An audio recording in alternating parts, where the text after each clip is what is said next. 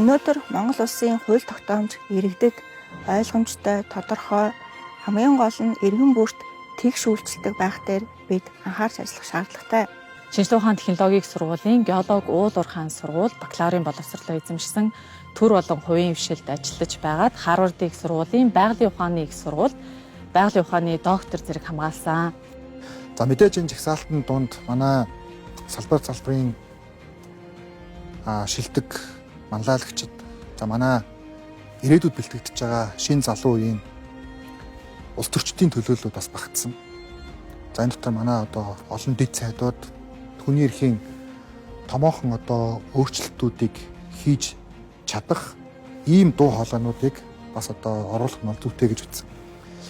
Яг тэгэхээр ардчлал гэдэг бол өөрөө дуу хоолойнуудын илэрхийлэл бөгөөд ардчил гэдэг бол бүгдээрээ тэмцэж босгодог үнэт зүйл. Энэ ч агуулгаараа өнөөдөр хүний эрхийн талаар ирээдүйн эрх зүйн том өөрчлөлтийн талаар одоо томоохон бас дуу хоолой болж чадна гэж хүний эрхийн хуульч Баасан Жаргал манай дэд сайд Солонгоо манай хуульч нийслэлийн орлогч манай Номин Чимэг гэд хүчтэй залуу одоо улс төрчид хүний эрхийг Монголын арчлалыг за мөн эмгтэй дуу хоолой гендрийн энэхүү одоо том өөрчлөлтийг хийж чадна гэдэг одоо энэ агуулгаар бас хүчтэй одоо бүсгүйчүүдийн дуу хоолойг бас оруулж байгаа юм. Тийм учраас энэ хүүсийн төлөөлөл тэгш байх тусам парламентын хууль тогтоох чадамж парламентаас баталж гаргаж байгаа хууль өөрөө илүү нийгэмд ээлтэй байдаг.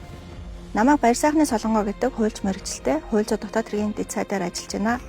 Өнгөрсөн хугацаанд засгийн газрын ажлын хэсгийн гишүүнээр оюутлогын төслийн гадаадын хөрөнгө оруулагч талтай яриа хэлцээ хийх томоохон ажлыг хариуцж ажиллаа. Яриа хэлцээний эхний үе шатад Rio Tinto компанитай тохирч чадсан хэлцээрийн томоохон амжилт бол Монгол Улсын засгийн газар оюутлогын төсөлд эзэмшдэг 34% ногдох үрийг бүрэн тэглүүлж чадсан юм а.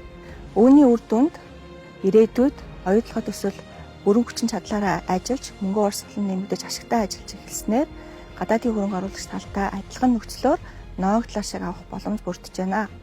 Гэхдээ оюутлогын төсөлтэй холбоотой бүх асуудал дуусаагүй байна. Бид нэр оюутлогын төсөлтэй холбогдох асуудлыг засах эхний алхмаа хийсэн. Өнөөдөр оюутлогын төслөөс бид нар шударгаар ирээдүйд татвар авах нөхцөлийг бүрдүүлэхийн тулд татварын маргааныг Монгол Улсын талд нааштайгаар шийдвэрлэх шаардлагатай байна. Гадаадын хөрөнгө оруулагч талтай харилцан ашигтайгаар хамтарч ажиллах, үр өгөөжийг шударгаар бүртгэх боломжийг бүрдүүлэх яриа хэлцээг үргэлжлүүлэх зорилгоор би улсын хуралд нэр дэвшиж байна. За намайг Болдын Уянга гэдэг. Би эрс соёлын салбарын мэргэжилтэн хүн, геологч мэргэжилтэй. Одоо бол Уул Уурхай хүндүүлбэрийн дэд сайдын ажлыг хийж байна. 2023 оны статистикийг авч үзэх юм бол нийт Монгол Улсаас гарч байгаа экспортыг 100% гэж авч үзвэл 92% нь манай Уул Уурхайн салбарын бүтээгдэхүүн байсан. За энэ нь шууд утгаараа эдийн засгтай хамааралтай байгаа учраас манай салбар тогтвортой цаашаа хөгжиж байж Монгол Улсын төсөв нэгдүгээрт бүртгэв. Манай Уул Уурхайн салбар хариуцлагатайгаар үйл ажиллагаагаа явуулснаар үндэсний баялагын санд орох ёстой тэр мөнгөн хуримтлал бий болно.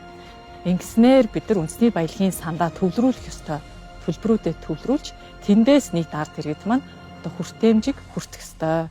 За энэ дээр бол төвлөрч ажиллана.